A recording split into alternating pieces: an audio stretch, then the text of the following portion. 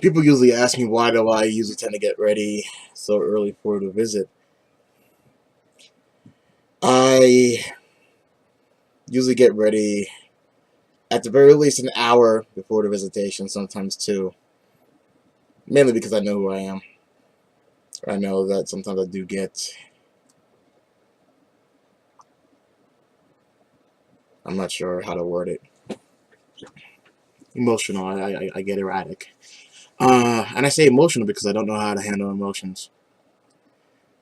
I don't know how to dial it down. I tend to usually kind of push it. When I usually talk to people on the phone, I usually put myself half an hour before I actually make a phone call. Half an hour to figure out who I'm calling, where they're at, what I want from them, how I'm about to go about doing it. And I usually write them, you know, in note cards. It helps because I'm very to the point. I'm very black and white. I try not to live in gray. I try not to visit gray if I can help it, knowing that gray exists. I try to be more left or right than in the middle because I know when I want something, and I try to find a way to make sure I get it. When visiting my son, it's different. When seeing my son, it's different. I don't want anything from him. I'm not trying to get any kind of information. I'm not trying to get anything. I think at the very most, I just want his attention. I want him to know that I'm still his father. Dad is different than father, and I just want to be there. I want to be there as he grows and develops, and I want to have a hand in his development. But I know sometimes I'm not. One of the reasons, one of the reasons I wanted Xavier to have both a mother and a father was because I knew that I was not good at the emotional. I knew that I wasn't. If things need to get done, I can get those things done. I just don't know how to do the other stuff. She was the more outgoing one, the most social one. I thought it was a good combination. My mistake on that. So I'm trying to find a way to do better with what I don't have, with what I don't have the skill sets for. So I am trying. So for 2 hours, an hour to 2 hours before the visitation, I make sure my mindset is right. I make sure that I'm mentally and emotionally straight. I'm emotionally and mentally prepared to talk to him because he's my son. And I want to make sure I don't misspeak. I don't say anything that I don't want him to be exposed to. I don't want him to really be anything that I used to be. I want him to be better. Better than me in every way.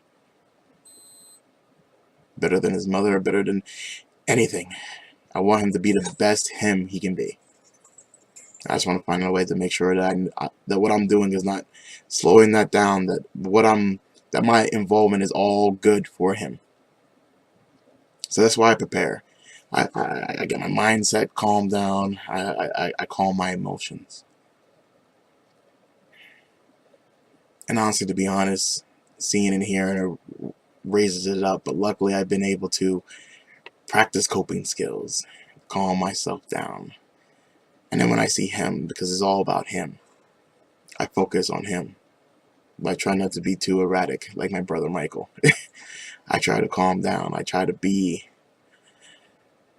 a good example of what you should be when you are a father so far away.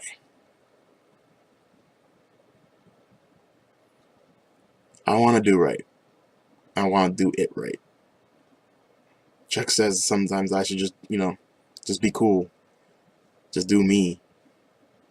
But in all honesty, this is me. Preparing as much as I can and getting myself ready so that I can do the best that I can. That's who I am.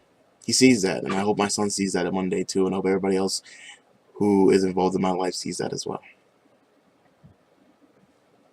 I gotta get ready for this visit, so I'll talk to you guys later. Deuces. The visitation went decently well. Lately I've been kind of like letting him kind of go with the. I've been trying to go with the flow. But today there was like 10 minutes that like I was struggling just for find something to talk about, and he just kind of like played around and kind of did his own thing by himself. It sucks to be this far away from him. It does. It does. And not being physically in front of him to kind of like to be physically there in front of somebody is a lot different than being face to face. Usually the face to face is a substitute being physically there. But there's always the idea that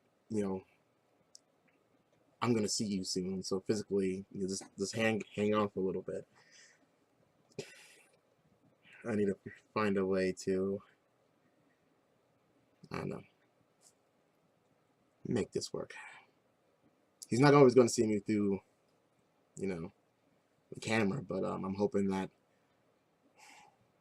I don't know. I'm not getting discouraged. As a matter of fact, the entire time I was having the visit, my heart was pumping the entire time. I was trying to catch breath. I was coughing. Still getting over the sickness. It's just been, I'm trying. It's just,